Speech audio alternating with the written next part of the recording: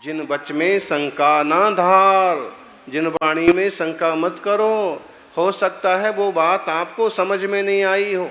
देखो, पानी में असंख्य जीव हैं, पानी के खुद जो रचना है वो भी जीवों की रचना है। कौन मानता है दुनिया में? जैन शासन अनादिकाल से मानता है।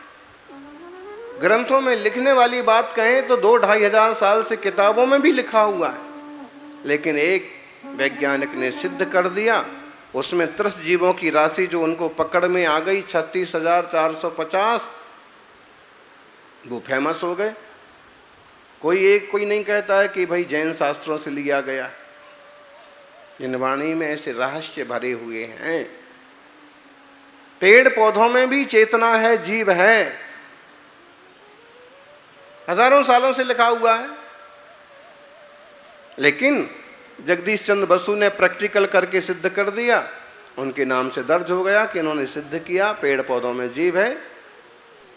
रात्रि भोजन करना नुकसानदायक है। डॉक्टर्स ने, वैज्ञानिकों ने सिद्ध कर दिया। आज लोग इंटरमिटेंट फास्टिंग के नाम से उसको फॉलो कर रहे हैं। बिना छना पानी सेहत के लिए बहुत ज़्यादा नुकसानदायक है।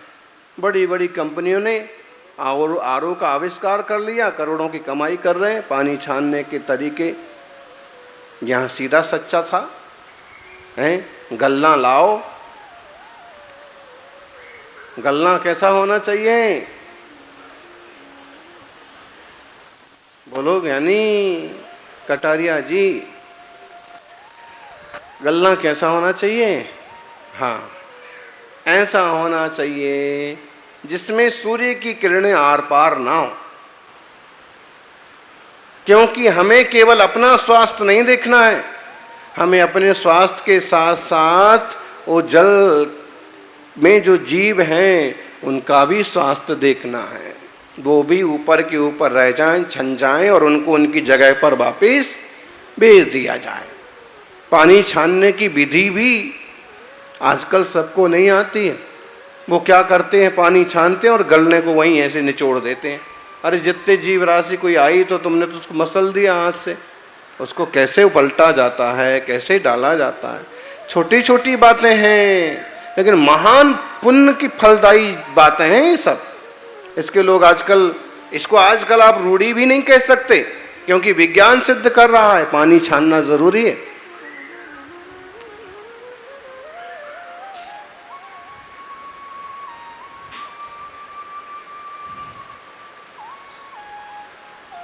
देश के पूर्व राष्ट्रपति उपराष्ट्रपति शंकर दयाल शर्मा ने एक प्रसंग सुनाया धर्म सभा में।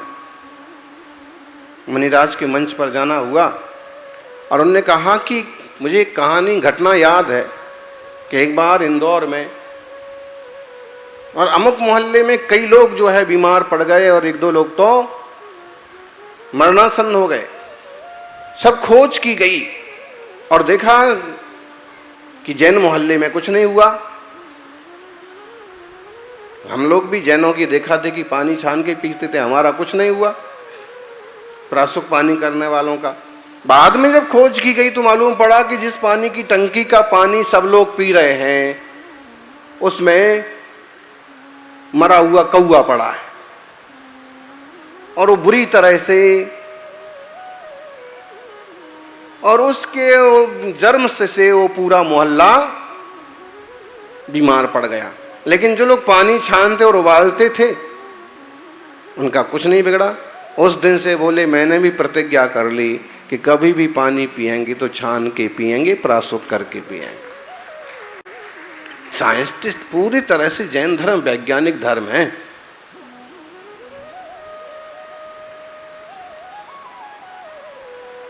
ये भी तो एक विज्ञान है, स्वपर भेद विज्ञान, बीतराग विज्ञान। आचार्य देव कह रहे हैं कि भगवान जिनेंद्र जो कभी झूठ नहीं बोलते हैं, झूठ वो बोलता है जो रागी द्वेषी हो, झूठ वो बोलता है जो अल्प ज्ञानी हो, झूठ वो बोलता है जिसका कोई स्वार्थ हो, यहाँ तो सर्वज्ञ वीतरागी हितोपदेशी होने के बाद ही भगवान का दर्जा मिलता है। और मिलता क्या है? भगवत्ता प्रकटता हो जाती है। झूठ नहीं बोलते हैं, सत्य बोलने वाले भगवान जिनेंद्र ने कहा है, सर्वदर्शी ने कहा है कि सचित्त अचित्त मिश्र जितने सारे लोक में द्रव्य हैं वो आपकी आत्मा से भिन्न हैं। सचित्त द्रव्य कौन से?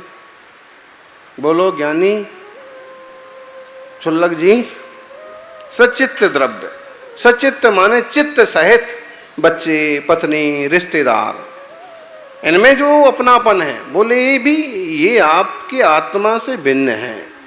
अचित्त द्रव्य गाड़ी, मोटर, मोबाइल, ये अचित्त हैं, इनमें चेतना नहीं है, तो बोले ये भी आपसे अन्य है।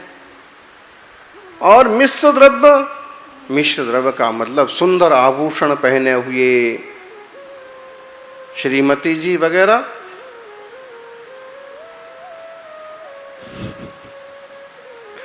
मिश्र हो गए, चेतन भी हैं और अचेतन भी हैं। चूंकि ऐसे भी देख सकते हैं कि शरीर है तो ये जड़ है और इसमें आत्मा है, वो चेतन है। लेकिन असद्भुत व्यवहार नए में, उपचरित असद्भुत व्यवहार नए से पर को लेना, ये सचित्त अचित्त मिश्र द्रव्य मेरे आत्मा से भिन्न है, ये निर्णय करो। जानो, अपने आत्मा को जानो। अब तुम चाहे रीझ के जानो चाहे खींच के जानो, जानना तो पड़ेगा। और जानोगे तो शांति भी मिलेगी, शांति भी आएगी।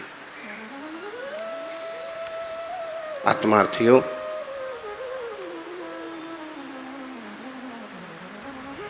आत्मा कैसा है? आत्मा जड़ नहीं है, चेतन है। आत्मा ज्ञान दर्शन आदि गुणों का भंडार है। बड़ी से बड़ी धनराशि देकर के भी हम आत्म शांति नहीं खरीद सकते। बहुत सारा खर्च करने के बाद भी हम ज्ञान नहीं खरीद सकते। लेकिन अपनी तरफ दृष्टि दें तो शांति भी हमको सहज मिल जाएगी और ज्ञान भी हमारे भीतर से ही प्रकट हो जाता है।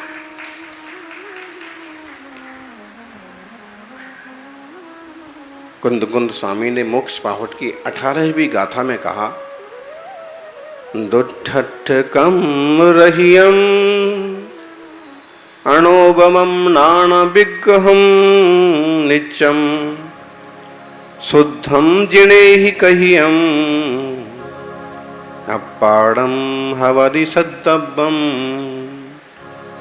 शिष्य ने पूछा कि भगवान, आपने कह दिया कि सचित्त द्रव्य भी तुम्हारा नहीं है, अचित्त द्रव्य भी तुम्हारा नहीं है, मिश्र द्रव्य भी तुम्हारा नहीं है, तो हमारा है क्या?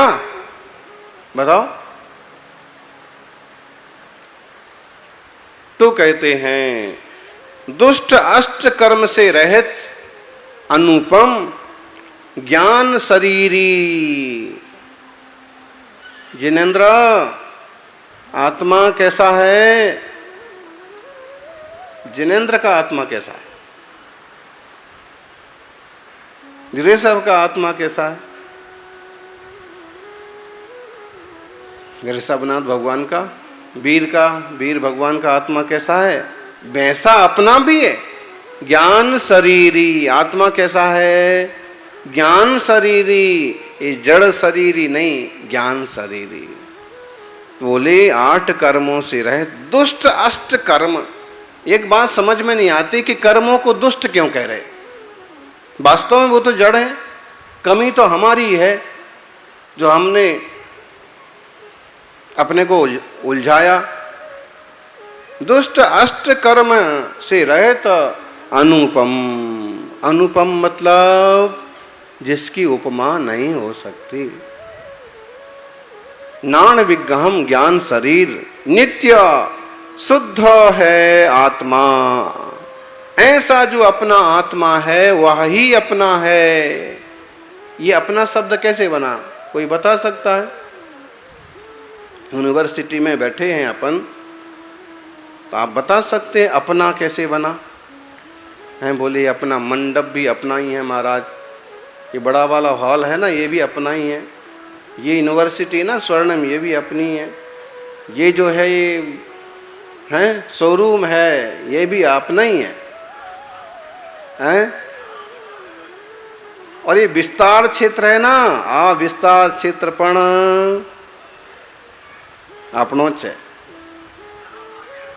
अहम तो आ गया, लेकिन वास्तव में हम प्राकृत भाषा को जब पहचानने जावे ना तो हमारी रोजमर्रा की बोली में भी उसका अस्तित्व है।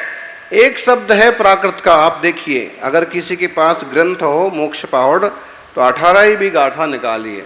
अप्पाणम क्या शब्द आया है उसमें? अप्पाणम। अप्पाणम मतलब आत्मा, अपनो आत्मनो अपना, और इसी को अप्पाणम से अपना बन जाता है, आपणो बोलते ही हैं। तो ये अप्पाणम मतलब आत्मा, आत्मीय है वस्तु को हम अपना बोलते हैं। अपना शब्द जो है प्राकृत का स्खलित रूप है। ऐसा किसने कहा? जिणे ही कही हमने आपको एक दिन और कहा था।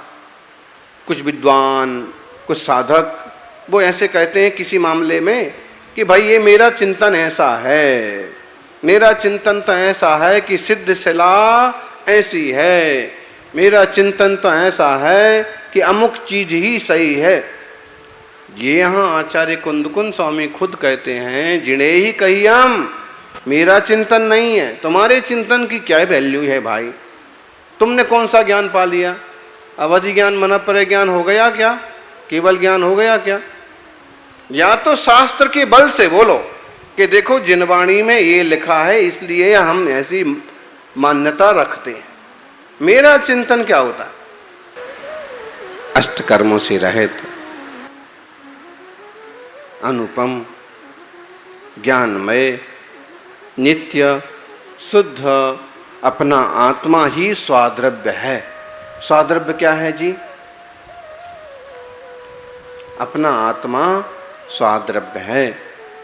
देह भी स्वाद्रव्य नहीं है, आत्मा स्वाद्रव्य है, चेतना स्वाद्रव्य है। बहुत ऊंची बात है। इस ऊंची बात को अपन सभी समझें और इस ऊंचे मार्ग पर चलने की कोशिश करें। गजब की बात है। भगवान जिनेंद्र ने, अभी आप सुन रहे थे ना, जिनेंद्र भगवान संपूर्ण ज्ञानी हैं, संपूर्ण आनंदमय हैं। जिनेंद्र भगवान परिपूर्ण हैं, इसलिए वो आत्मतुष्ट हैं, आनंदित हैं। हमें देखो, हम लोगों के पास कुछ चीजें हो जाती हैं तो या तो ईर्ष्या होती है या मान होता है कि नहीं होता? क्यों होता है ऐसा? जैसे अब हमारे पास इतना बड़ा मंडप है, 10,000 लोग बैठ सकते हैं, तो हो सकता है कि यही गुरु रह जाए कि देखो इस दुनिया में सबसे बड़ा मंडप किसका बना है? हमारा बना है। हाँ, बोले जितना उनका प्रवचन का मंडप है उतना तो हमारा शुद्धि का मंडप है। अब बताइए, लोग चाहें तो किसी भी चीज पर गुरूर कर सकते। हाँ, एक सज्जन आए और कहने लगे महाराज उस आदमी की बात करते हो आप, उसका जितना बड़ा घर है उससे बड़ा तो मेरा बाथरूम है। अब बताइए क्या करें? जब हम छोटे ढंग से सोचते हैं तो हम अपने अपार वैभव को देख ही नहीं पाते। हम जो कुछ पा लेते हैं उसमें ही उछल कूद करने लग जाते हैं, जिसमें ईर्ष्या द्वेष करने लग जाते हैं। जबकि जैसा मेरा आत्मा वैसा इसका आत्मा, और वैभव तो दुनिया में बहुत बड़ा है। अरहंत भगवान को अपने समोषण का अहंकार नहीं होता है। लेकिन आप देख लो, कुछ ऐसे लोग मिल जाएंगे जिनको अपने मंदिर पर अहंकार होता है। देखो, भक्ति होना अलग चीज है। भक्ति वाला कहेगा कि हमारा सौभाग्य है इतना विशाल मंदिर हमें मिला, लेकिन अहंकार वाला कहेगा तुम्हारा मंदिर क्या है? जितने का तुम्हारा मंदिर है उतने का हमारा टाइल्स लगा है। बताइए, अरे भाई मंदिर तो वो भी है, अरे तुम्हारी मूर्ति कितनी बड़ी है भाई, भगवान तो वो भी है। मतलब गुरूर में आदमी देवशास्त्र गुरु को भी नहीं गिनता।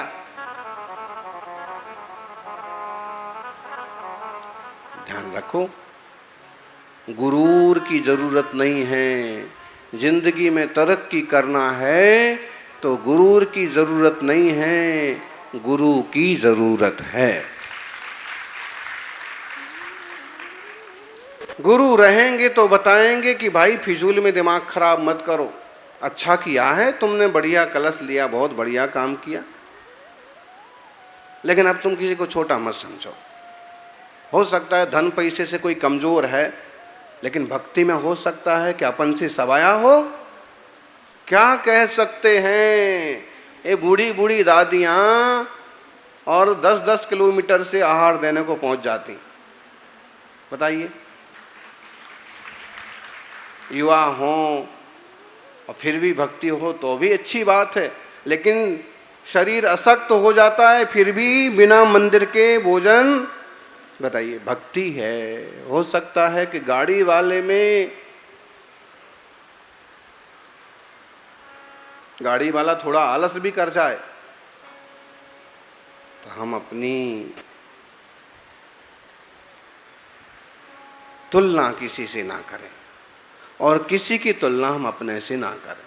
कोशिश करें कि एक समरसता का माहौल बने, और तुलना करना भी है तो अपने बड़ों से करो, और बड़ों से करो तो वो भी संसारियों से मत करो, नहीं तो उसमें भी राग द्वेष ईर्ष्या होगी।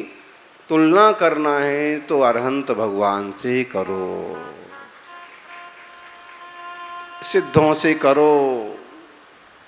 वही आत्मा वो है, वही आत्मा मैं हूं, लेकिन वो सिद्ध क्यों है?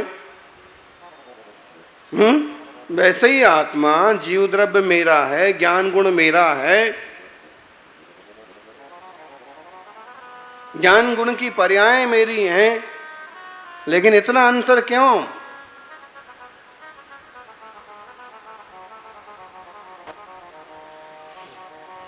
एक डाली में फूल खिले हैं, एक डाली में कांटे रे, कोई कारण होगा।